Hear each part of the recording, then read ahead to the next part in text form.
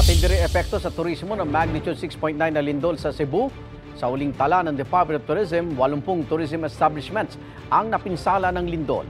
Nasira rin ang mahigit 20 pang tourism infrastructure, mahigit 20 tourist sites at mahigit 30 accommodation sa Cebu.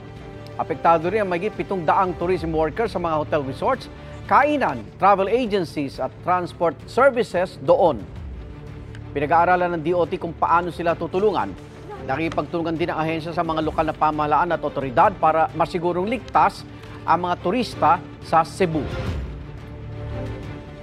I have already given instructions to our attached agency, and their teams are currently being deployed to all parts of Cebu that have reported damages.